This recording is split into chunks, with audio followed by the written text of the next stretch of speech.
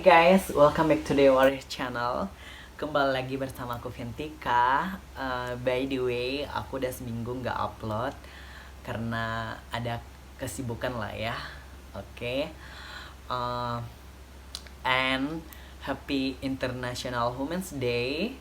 Hari ini 8 Maret 2021, Hari Perempuan Sedunia, dimana peringatan ini berlaku untuk perempuan biologis maupun perempuan sosial ataupun transgender seperti aku. Oke, peringatan Hari Perempuan Sedunia ini adalah dimana para perempuan di dunia ini memperjuangkan hak-haknya dalam kesetaraan gender, menghapuskan diskriminasi terhadap perempuan, kekerasan terhadap perempuan, kekerasan dalam rumah tangga, pelecehan seksual, kekerasan seksual. Nah, itu yang diperjuangkan oleh para perempuan sedunia, baik perempuan biologis, baik perempuan biologis maupun perempuan sosial seperti aku. Oke, kenapa ada Hari Perempuan Sedunia ini? Kenapa apa sih yang diperjuangkan oleh para perempuan? Karena adanya sistem patriarki, di mana sistem ini memperlakukan tingkatan-tingkatan derajat ataupun kasta, sehubungan dengan gendernya, yaitu biasanya yang kita lihat di masyarakat itu bahwa laki-laki adalah kasta paling tinggi untuk dari sisi gendernya, terus di bawahnya perempuan, transgender, dan pokoknya itu banyak lah ya, nanti kita paparkan. Nah, dari sinilah berawal adanya diskriminasi, stigma negatif, terus bullying atau kekerasan, pelecehan, dan sebagainya. Dari situlah adanya sistem inilah maka terlahir yaitu yang tadi aku paparin, yaitu diskriminasi, bullying, kekerasan, dan sebagainya. Karena masyarakat umum sudah memberlakukan sistem ini dari dulu, sejak zaman dulu, yaitu bahwa perempuan harus satu tingkat di bawah laki-laki. Nah, bicara tadi diskriminasi, biasanya transgender ataupun transpuan waria dia itu lebih banyak mengalami dibanding perempuan biologis. Padahal seperti yang kita tahu, perempuan biologis juga banyak ya mengalami kekerasan, pelecehan seksual, sampai di waktu ini, di sekarang ini, di tahun 2021 ini, itu masih banyak kasus-kasus yang terjadi, kekerasan terhadap perempuan, pelecehan seksual, kekerasan dalam rumah tangga, ayah memperkosa anak, menghamili anak kandungnya sendiri, laki-laki tidak dikenal memperkosa perempuan, kekerasan seperti itu masih banyak lah ya kita dengar. Nah, itulah yang diperjuangkan oleh para perempuan sedunia agar adanya kesetaraan gender, tidak ada lagi pandangan tingkatan-tingkatan kasta atau sosial berasaskan gender antara laki-laki maupun perempuan. Jadi kalau pandangan ini sama rata, yakinlah bahwa kekerasan, diskriminasi itu tidak akan ada lagi. Biarpun nggak bisa dihapuskan, setidaknya bisa terminimalisir kalau gender ini kita bisa setarakan, begitu. Oke, seperti yang tadi aku bilang bahwa perempuan sudah banyak mengalami kekerasan, pelecehan dibanding Pokoknya itulah ya, bahwa perempuan sudah banyak mengalami itu. Namun ternyata transgender perempuan ataupun transpuan, yaitu waria, juga atau bahkan lebih banyak mengalaminya dibandingkan perempuan biologis. Kenapa begitu? Padahal kan yang seperti kita tahu bahwa waria itu jenis kelamin biologisnya adalah laki-laki kan, tapi emang jenis kelamin sosial dia perempuan. Tapi kenapa bisa gitu? Kenapa transgender perempuan ataupun waria lebih banyak mengalaminya dibandingkan perempuan biologis? Oke, sekarang saat ini akan saya jelaskan dan paparkan. Karena seperti yang tadi aku bilang bahwa kekerasan diskriminasi itu berasal dari apa tadi? Dari kasta-kasta gender ini, dari tingkatan-tingkatan gender ini. Nah, dari situlah kenapa si waria transpuan lebih banyak mengalami, karena yang tadi seperti aku bilang bahwa si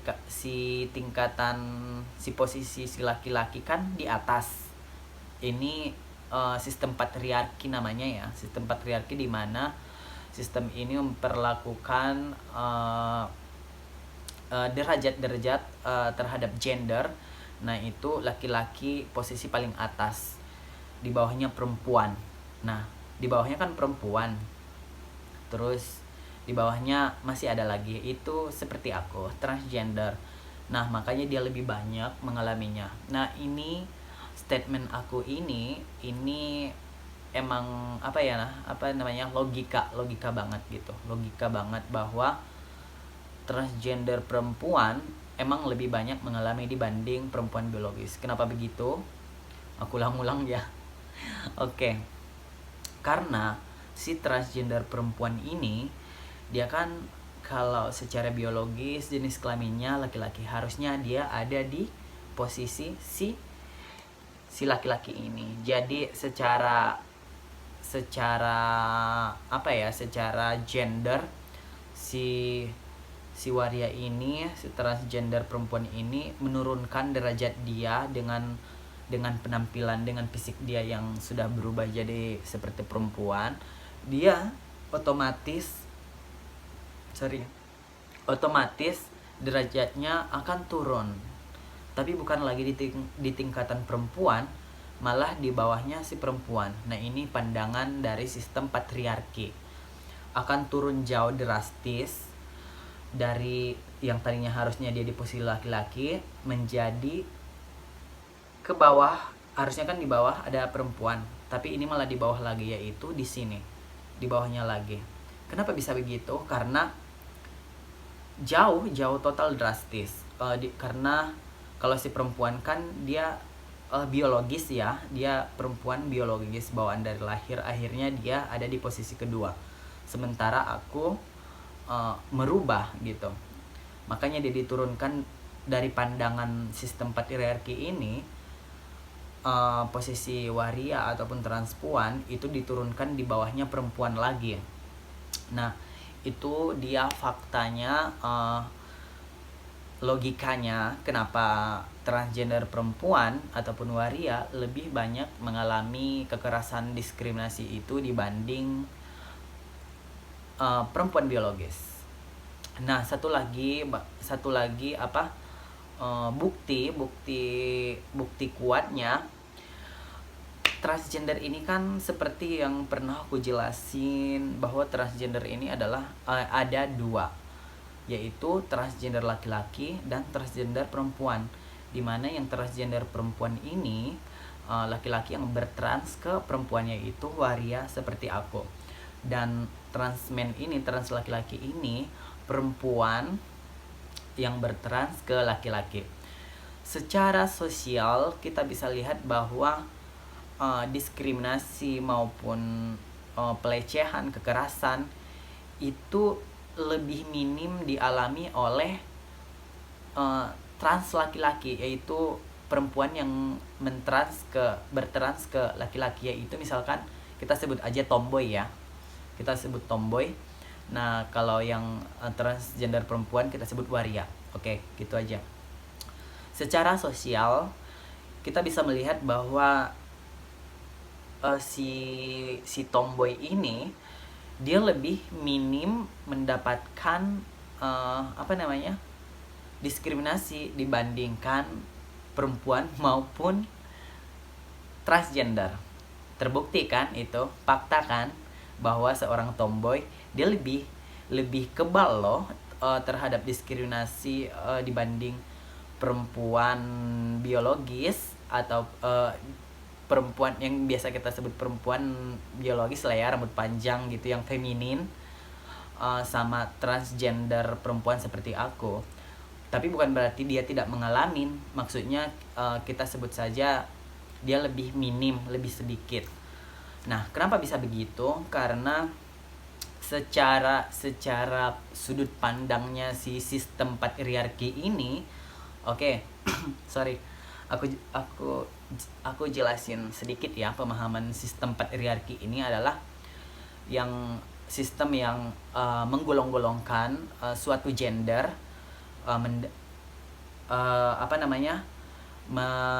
mengkasta-kastakan suatu gender, yaitu seperti yang tadi aku bilang, laki-laki, perempuan, transgender, gitu aja dulu. Tapi karena si waria ini dia turun drastis jauh dari posisi si laki-laki ini tadi, turun berapa banyak itu, 3 tangga ya. Nah, dia lebih banyak dapat diskriminasi ini. Nah, kenapa aku bilang bahwa si tomboy ataupun transman ini sebenarnya nggak etis sih. Kalau transman itu dibilang tomboy, disebut tomboy itu belum tentu transman, tapi itu untuk kata untuk biar lebih paham aja dulu ya. Nah, si tomboy ini dia kan yang tadinya kan ibaratnya dia kan perempuan nih, perempuan biologis, perempuan dari lahir, terus feminin. Nah, dengan adanya dia bertrans ke laki-laki, berfisik laki-laki, otomatis dia dari sudut pandang si patriarki ini dia naik derajat, karena dia hampir menyetarakan laki-laki dari fisiknya, rambut pendek, gagah gitu, hampir sama seperti laki-laki. Makanya dia lebih jarang mendapatkan itu lebih minim mendapatkan diskriminasi itu dibanding perempuan feminin dan transgender perempuan seperti aku. Itu dia guys, kenapa bisa begitu. Nah, sementara jadi kalau dari yang bisa kita simpulkan berdasarkan sudut pandang sistem patriarki ini, bahwa ternyata begini. Di sini laki-laki, di bawahnya transman, yaitu laki-laki yang perempuan jadi laki-laki. Di bawahnya itu perempuan biologis feminin. Di bawahnya lagi baru transgender, transpuan seperti aku. Itu dia guys. Nah, sistem patriarki ini, dengan adanya sistem patriarki ini, dia melahirkan diskriminasi, kekerasan, stigma negatif. Karena apa? Karena dengan adanya kasta-kasta, posisi-posisi itu, otomatis yang di atas mencoba untuk dia bukan mencoba, tapi dia emang akhirnya dia kelihatan lebih tinggi dan merendahkan yang di bawahnya itu. Nah, itulah guys yang sebenarnya yang diperjuangkan para perempuan. Maka dengan itu adalah yang namanya Hari Perempuan Sedunia. Oke, bicara tadi seperti yang aku bilang diskriminasi, kenapa bukti bahwa transgender perempuan ataupun waria lebih banyak mengalami itu kekerasan ataupun diskriminasi ini, yaitu bisa kita lihat dari segi hak-haknya, ibaratnya hak pekerjaan tidak terpenuhi sama negara gitu.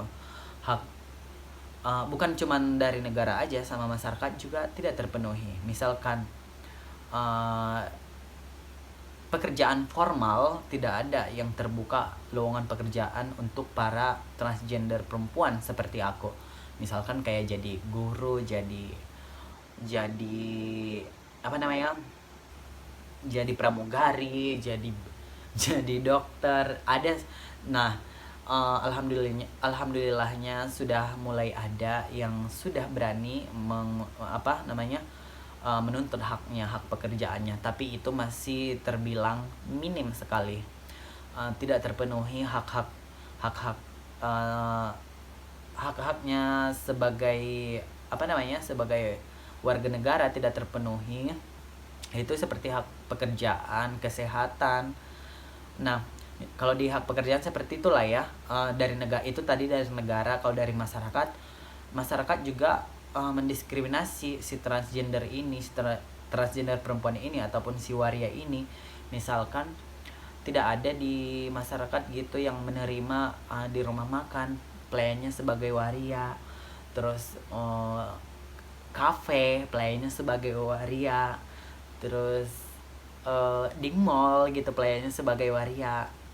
Perasaan aku belum pernah ngeliat deh gitu. Biarpun ada paling 1-2 gitu. Nah itu jangankan negara, masyarakat juga tidak memenuhi hak-hak si waria ini di kehidupan sosial lah ya gitu. Nah beda dengan kalau misalkan beda dengan yang tadi aku bilang, transmen atau trans laki-laki yang dari perempuan ke laki-laki ini, dia biasanya lebih gampang untuk mengakses hak pekerjaannya, hak kesehatannya. Nah di hak kesehatan misalkan transgender ini paling sering kalau misalkan di tempat di tempat-tempat kesehatan, misalkan di rumah sakit, klinik, terdiskriminasi. Ibaratnya dia yang tadinya dia mendaftar untuk berobat di pertengahan, tapi pas dipanggilnya itu dia di urutan terakhir. Itu sering terjadi kasus ini, sering banget. Nah itu dia bentuk-bentuk dari diskriminasi itu. Nah itu asalnya dari sistem patriarki itulah ya guys.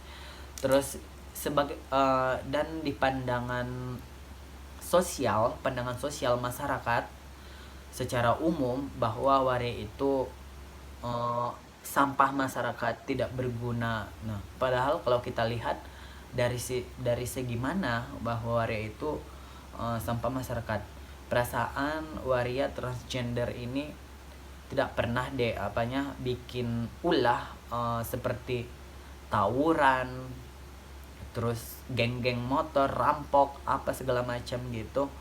Tidak jadi beban negara gitu, tidak bikin rusuh.